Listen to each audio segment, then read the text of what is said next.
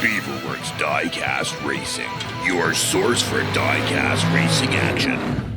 Welcome back, Diecast Racing fans and all you beaver lovers out there. We are back mid-facility on the light off-road track, getting ready to do a special presentation for you this time. It's Beaverworx Diecast Racing and the Igloo Proving Grounds, Pebble Path, folks. And this time we've got the other track winners from the Stone Road and the Rock Drop Jump Mainline Review. They're all going to try out the Pebble Path, and we got the answer to the mail-in tournament, all coming up on this episode of Beaverworx Diecast Racing.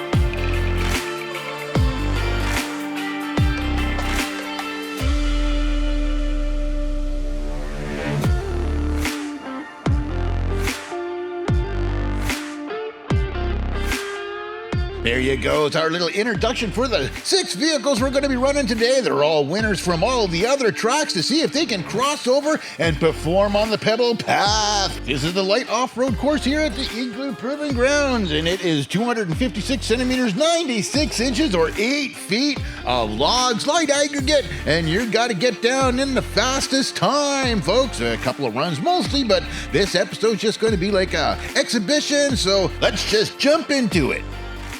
Right. All right, here we go. First of the other track winners from the Stone Road, we've got the custom Ford Bronco. Look at this thing, it's got the big fat tires on it. See how it does on the Pebble Path? All right, this is the heavy off-road, going to light off-road, bouncing down through the midsection, getting through the deep stuff, no problem. Gets into the narrow spot on the log, slows down a little bit, picks up momentum again, gets to over top of the line. 1374 time, excellent in that big old tire Bronco.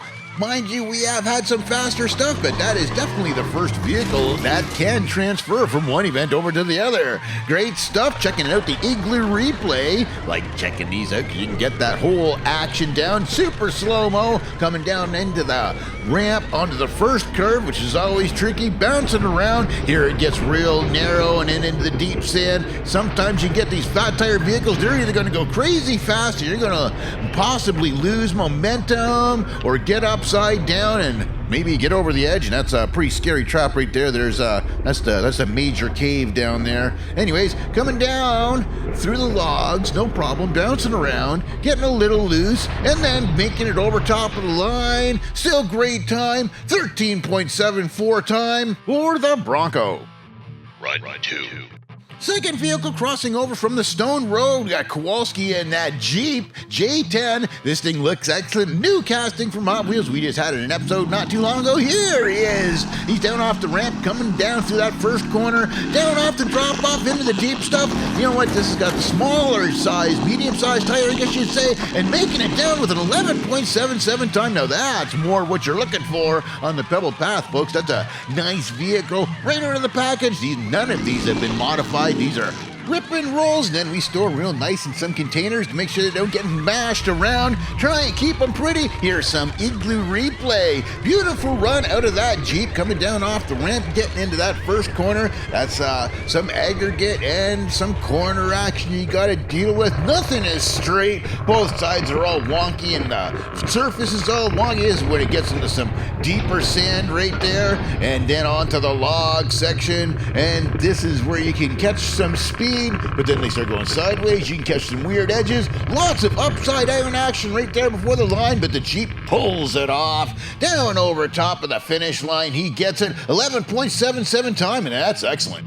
Run 3. First, from the rock drop jump winners, this is going to be the Alfa Romeo. This is the first of the little tires and not very much clearance on that front end. Down off the ramp, and there it is right there, folks. Getting in some deeper air, you're getting just bottoming out, not making it very far at all. That's what we kind of figured right there, but we're demonstrating the winners. This is the winner off of the rock drop jump. Got a great distance, great slide out, but not getting a great distance on the Pebble Path. Sometimes they can cross over, sometimes they just can't. There you see right there, it's getting hung up already. I don't know what's underneath it right there, but she manages to power out of that first little bit and then punches it down to the next little spot. You can see you're just winding and grinding that thing out and wasn't able to make it very far. Bottoms out before makes it to the first drop. Alfa Romeo right there. Winner from the rock drop jump and not doing any good on the Pebble Path. DNF versus Indy 6-pack. Run 4. Here we go, folks. It's going to be the second winner out of the rock drop jump from the other episode against Porsche Hot Wheels on the Matchbox. And this is the Matchbox version here. Igor taking it down off the ramp through the drop off into loose stuff. No problem. This Porsche's got more clearance, little bit bigger wheels, and over top of the line with an 11.32. You see, that's the top of the time frame you're looking for on the Pebble Path, folks. And that was a good crossover car right there. That's from the rock drop jump. Actually, right there, we had the Alfa. Didn't do any good because it had the really, really low clearance, but this one's jacked up a little bit higher. Did a rollover and then did a good jump on the rock drop, so still a little top heavy, but still was able to make an excellent run down the Pebble Path. So there's another vehicle that can cross over right there onto the logs, bouncing around a little bit. Igor making this Porsche look excellent. The Porsche Safari, these things were excellent. Love to look at them. Big old bunny hop into the soft stuff at the bottom. Igor taking that Porsche down with 11.32. That's excellent. Run 5. All right, we've got one from the mainline review. It's that 68 Mercury Cougar that just went up against Jimmy Pink Eye. Didn't quite get that one, but he made it through the preliminaries. Let's see how this thing does. Again, it's going to be little tires. It's stuck. No, it's not stuck. It's got that low profile, so this is kind of like a street car, and he doesn't quite make it onto the logs. There it is, folks. Well, you didn't need a crystal ball to be able to figure that one out. That was a DNF. Didn't quite make it onto the logs. That is an exceptionally low front end on that casting, and that's not going to help at all when you have to get over top of any kind of terrain or rocks or sand or bumps. And so there it is. You got low profile cars. Mainline review vehicles, probably not such a great idea over here on the Pebble Path because they're just not going to make it that far. You're not going to get any kind of performance. There he is sinking down. That's dialed in Daryl, giving it everything he's got, and that Cougar made it further than the Aston. We'll give him that. But distance isn't a factor on the Pebble Path. It's the time you get down where you just don't. All right, folks, there it is. 68 Mercury Cougar from the mainline review. Not doing too good with a DNF on that run.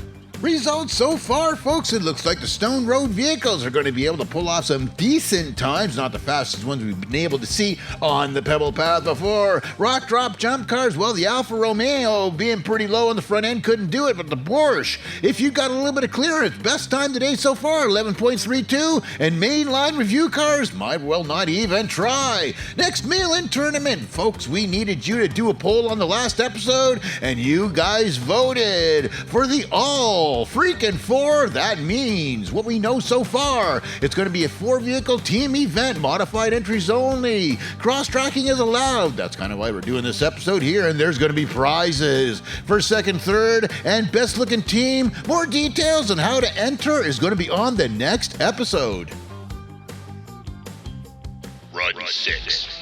All right, folks, we made it to the last run of the evening, and this time it's actually a winner from the Pebble Path. It's the Tomika, but here he is. He's off the line, coming down off the ramp, going over through this. This is actually a vehicle with suspension out of the package and doing a great job on top of the logs. Still completely stock, no modifications in this. Over the line with a 12.62. That's actually kind of slower than it did when it did its real run, but still, it made it down to the bottom. It's not just the Hot Wheels and the Matchbox folks, is you can bring anything to the Igloo Proving Grounds in 1/64 scale, and we will put it down one of our tracks, at least Pebble Path right here, coming down. So far, this vehicle hasn't been on anything else. It's only been on the Pebble Path. Did a pretty good job the first time, did a pretty good job the second time. Coming down, didn't get stuck. This is completely stock, and one of the only vehicles we've had here with suspension coming out of the package to go down here. Didn't have enough suspension to go down the stone road, but Pebble Path, it was perfect.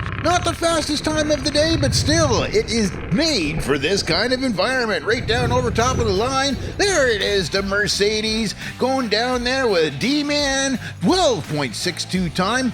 There you have it, folks. One shot apiece for the 6 vehicles that have participated in other events, including the Pebble Path, and one to see how they do here. And there they are, lined up in the order that they finished, by the times. And then you got the 2 on the end that didn't make it there, the Porsche Safari. Best out of them all. That was great. Then you've got the Stone Road Challenge vehicles. They looked like they had no problem conquering on the Pebble Path. One from the Pebble Path, that awesome looking Mercedes-Benz there, and if you got something low to the ground with small wheels, no good for the Pebble Path, it would seem. We've got more information coming up on the next mail-in tournament in the next episode, so make sure you're there for that. But while you're here, don't forget to like and subscribe. We love all that, and there's that super thanks option, folks. That really helps the channel out, but you want something for your money, there is the Beaverworx store. New products popping up in there randomly. You can take care of that for us if you like, but big Beaverworx shout out to all you good folks for coming out here and checking out our stuff from Beaverworx Diecast Racing. We will see you next time.